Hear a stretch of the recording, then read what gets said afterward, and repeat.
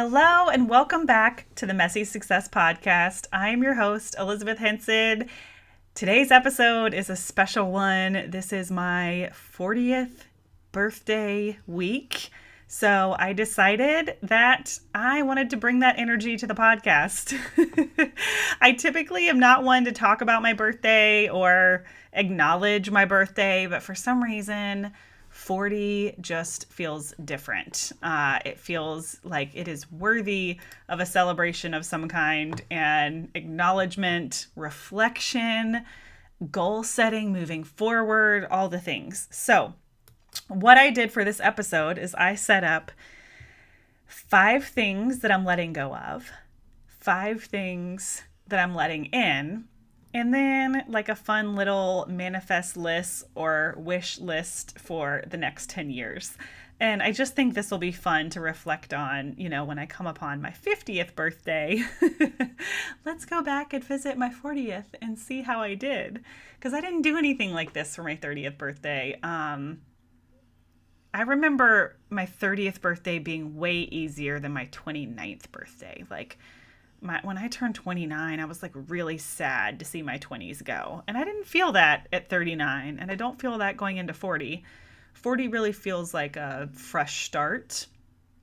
And I'm going to talk a little bit more about that in the episode, but yeah, it feels like a fresh start more than anything. So let's go ahead and get started. Thank you guys for being here with me today. And if you want to know how to celebrate with me, I want to challenge you to just shine the light on some other business owners or people who have big dreams, right? You just know that they're working towards something that means a lot to them. Let's cheer them on. Let's share their content. Let's tag them. Let's brag about them.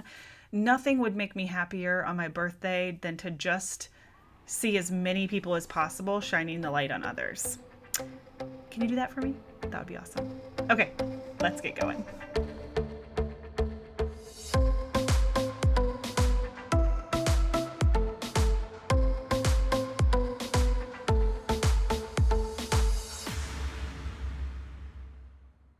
All right. So if you're new around here, you're probably wondering, what is she talking about shining the light on other people? So we all have a superpower to make someone else's day, and this superpower is often forgotten because we get stuck in our day-to-day routines. And I just believe to my core that we should be using that superpower on a daily basis.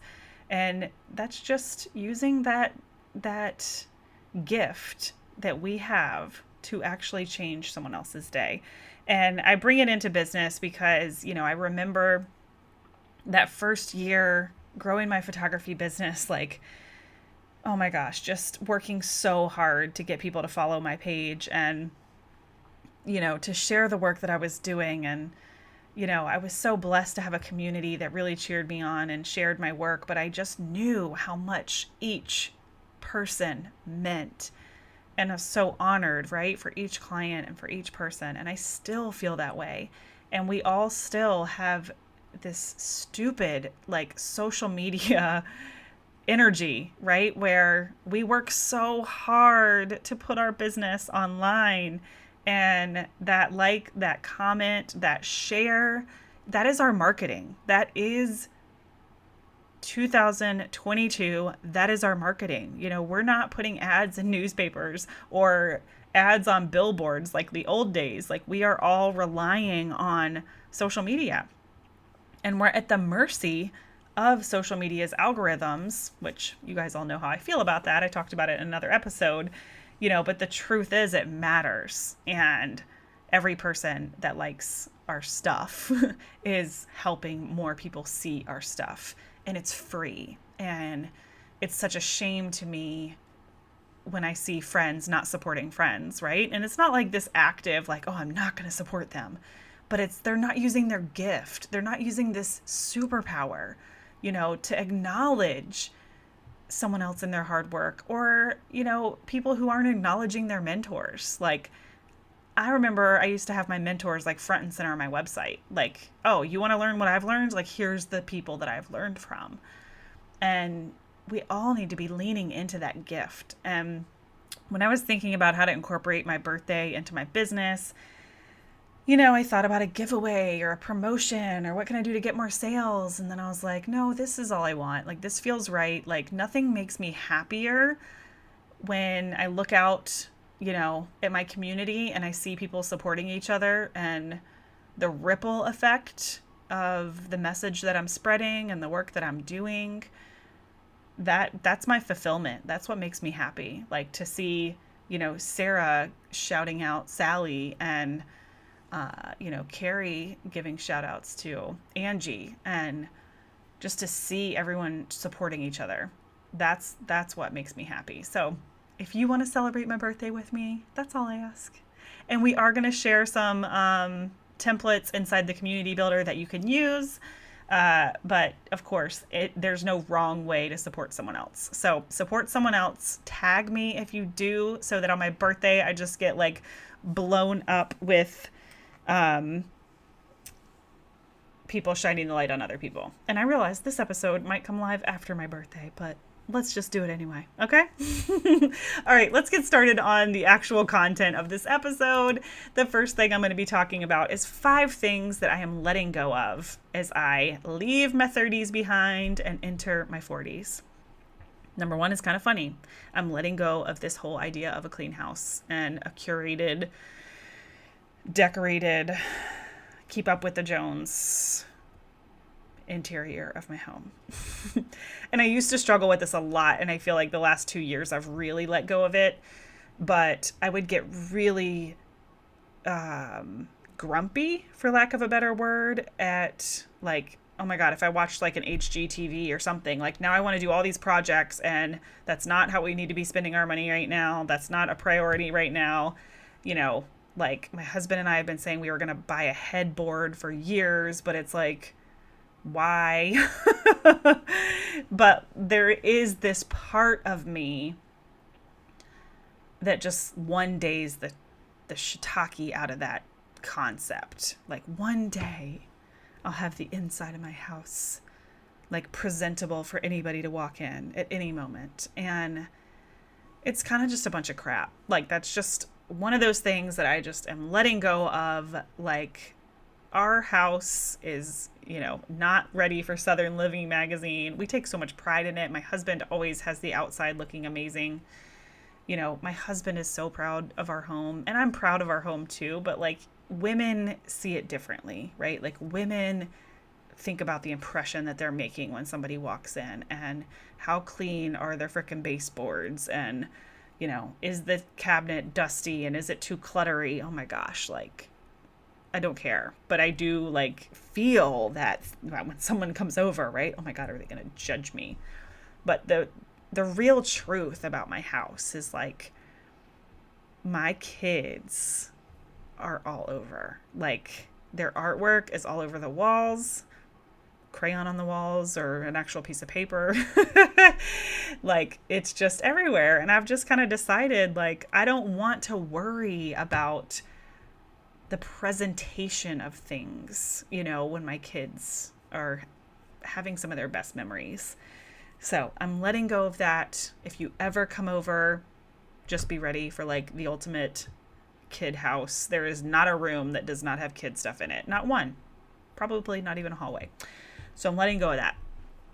The second one is what people think, which kind of ties into that. And this gets easier with age, but it's never easy, especially because I have major people-pleasing tendencies. I've always just wanted to be liked. I'm an Enneagram number 2. Like, it is part of my genetic makeup. But in order to really find like next level success and really chase your goals and really chase your dreams, like you have to be ready to let go of what people think. And that's still a work in progress. I have no magical words of wisdom other than it's just a work in progress. I'm letting go of relationships, but not like just tangible relationships, but letting go of the idea of like how I wanted them to be, right? Like when I'm sad that I didn't get invited to a wedding, or, adult friendship fizzles out, or, A business relationship that I really wanted to nurture doesn't go the way that I wanted it to. I'm trying to let go of, like, I wanted it to go this way. So now I'm like grieving how it didn't go, right? Like, let's just let go of all of those expectations that we put on other people and just accept relationships for how they are. Even if that means letting the relationship go altogether or just letting go of what we wanted it to be, right? Like this romanticized idea of what we wanted it to be. Like, really long list of those. I'm going to let go of what I wanted that to be and accept it for what it actually is, right? We've talked about adult friendships on the podcast too. So you'll see like common themes here. The next one is doing all the things. Like, I'm super creative. I'm a manifesting generator, which means I'm always changing my ideas and always trying new things and trying to do all the things, right? Like, I want to be the best mom I can be and be as healthy as I can be and have the most successful business I can have and be a good dog mom and also like go to my kids' games and stuff and read all of the little papers that come home in their school bag. Like, there's just so many things. And, I need to let go of being able to do all of them perfectly. Like, it's just impossible, right? So when one thing gets 80%, another thing is going to, balance that out or whatever. When one thing gets 100, something else is not going to get 100. And just, again, accepting things for as they are and not as like how I want them to be. And then the last one is just chasing things. Like, when you're growing a business, you're always chasing that next level. You're chasing that next client. You're chasing that next, chunk of money. You're chasing something. For some people, it's more health. I'm chasing a 6-pack. I'm chasing a smaller pant size, whatever it might be. I just want to let go of all of that and really focus on the present and the day to day and, not chasing after something. Like, that's no way to live in the now by constantly desiring. And that's actually how voids are created. If you feel a void, a loneliness, a emptiness, it's because you're actually focusing on the things that you want / don't have. And that's what creates that void in the first place. So if we can learn to be in the now and, be happy with exactly what we have rather than what we desire, we stop feeling those voids. Okay, I'm trying to go through these efficiently because this is a lot and I could spend a lot on each bullet point. So that was the things I'm letting go of. Now, what I'm letting in, I kind of just talked about. I'm realizing how redundant some of these are, but like, I'm letting in the acceptance of the present moment, right? So I've never been one to really hold on to the past, but let's just go ahead and say that for those of you that really get stuck on the past. Let's let go of the past. Let's let go of the future, and let's just really be present in the moment. I am letting in the ability to delegate, outsource, let go. And this has really, really, really been coming to life this past year. So I'm so excited to see where this goes in the next few years. And that's growing my team. But I am really growing my team in a very different way than I think a lot of people. Like, I'm not a micromanager. I really let go of the how and we focus on the result. Like, what result do we want? And I don't really care about the how. Like, I don't care who does it, how they do it. Like, let's just focus on the result. And there's so much opportunity for creative there, right? For creativity there. And I'm really excited to let that in and to stop, feeling like I'm the only one that can do certain things. Even with like my community management superpowers, there are other people out there with the same or similar superpowers that can also implement these methodologies that I've come up with. Like, the fact that I came up with it is what's unique. It's not unique for me to do it over and over. Like, I need to be passing that torch. So that is really exciting for me. And I'm really excited to continue to let in that ability to just outsource and delegate and lead. I'm not a great manager. I don't have any desire to like manage, right? But I can bring in a really good manager. The next one that I'm letting in is like self-care with no guilt. So the older I've gotten, the more I've really wanted to pour into like taking care of my skin and taking care of my hair and taking care of myself and going to yoga, like not for vanity reasons, but like what things can, okay, some of it's vanity, let's be real, but like what things can I do now that my 50-year-old self will say thank you for?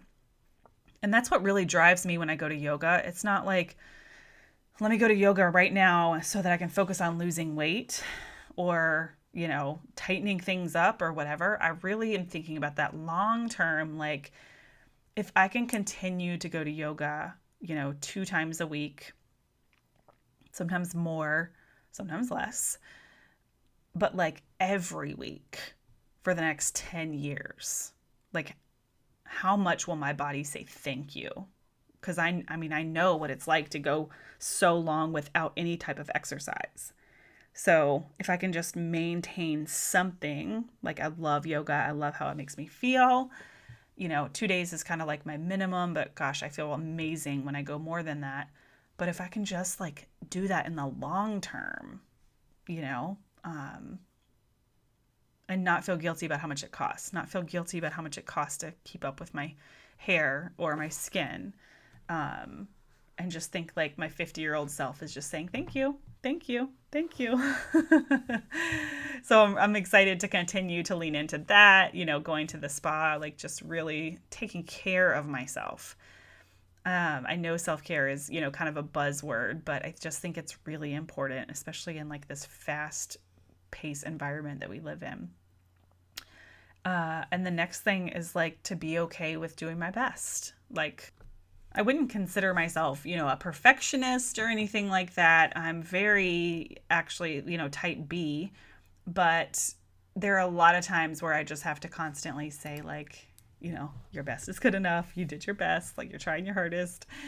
It comes back to like just accepting things as they are. But, physically, I always imagined in my 40s I would be doing a little bit better physically. I have a lot of joint pain and like a hard time getting out of bed in the mornings, and my energy levels like aren't what I always hoped they would be. I'm not the pant size I wanted to be at 40, but I'm just okay with that, right? And I'm learning how to like just be okay with the fact that like I'm a busy mom of 3.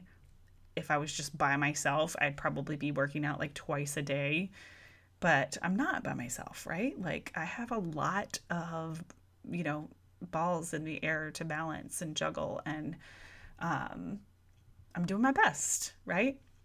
And then just a slower pace. So something that the pandemic taught me was how much I like a slower pace. And I remember seeing my neighbors the other day and we're like, gosh, like life is back to normal. We used to freaking sit out in the yard with them like every day during the pandemic. And I just remember like that feeling of like, I really like how much things have slowed down. Like it's not a birthday party every single weekend and, something every single weekend. And I've kind of learned since the pandemic to embrace that slower pace a little bit more, and I still miss it. Like I wish it could slow down even more, but I want to let in, the ability to slow things down, the ability to put down our phones, because as much as I love social media, I do feel like that speeds things up, right?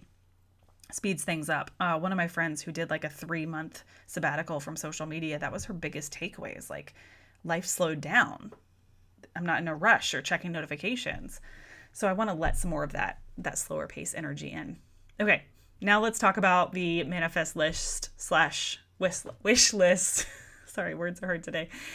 The first one is financial freedom. So Mark and I are doing really great. We're a really good team on the finances. We weren't always that way. We've come a long way.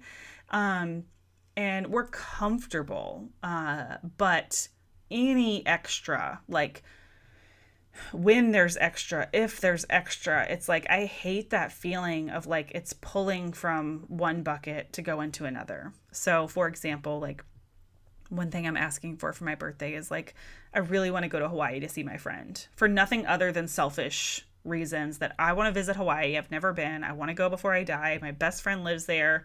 I miss her. We haven't been keeping in touch as well as I would like.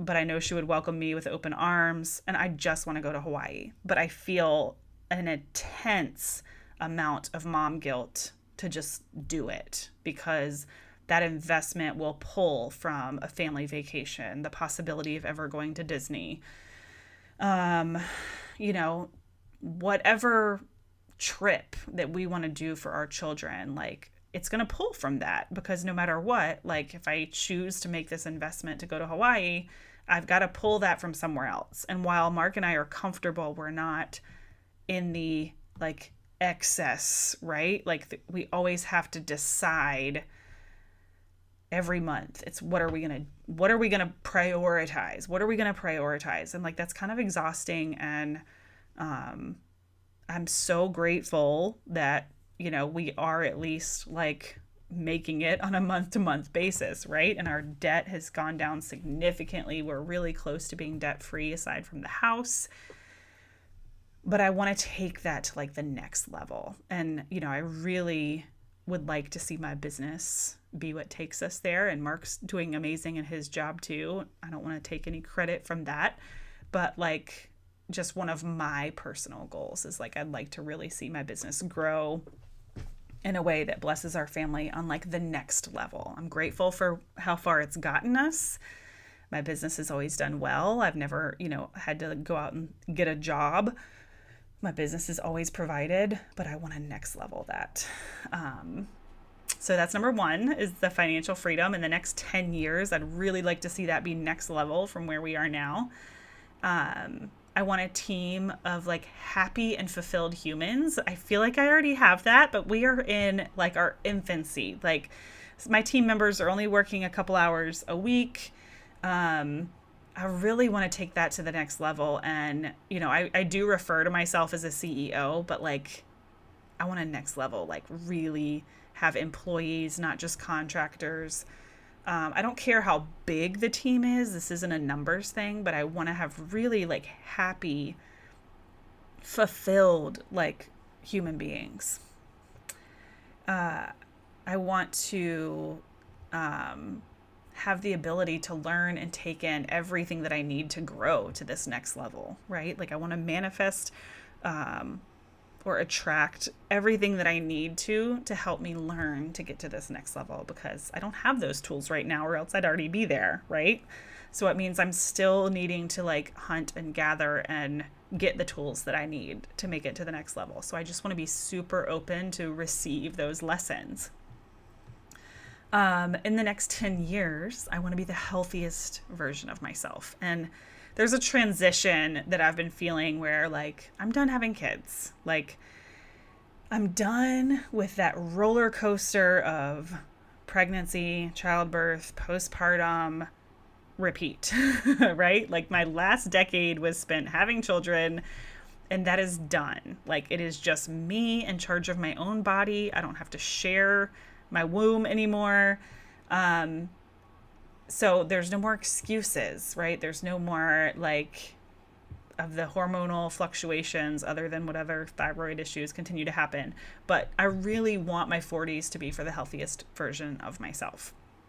You know, I'm accepting that that may never be another marathon, but there's opportunity as my kids continue to grow and I continue, you know, to be able to scale back the hours that I'm working to really just, you know, be able to do better and take better care of myself. So again, my 50-year-old self will say thank you. So I want to really be open to manifesting and attracting everything that I need to make those choices. And then the last one, of course not least, is that I just want to continue to raise my kids to think like leaders. And, you know, I wish I could kind of define like what that means or how to do that because I don't, it's nothing I've really thought about much.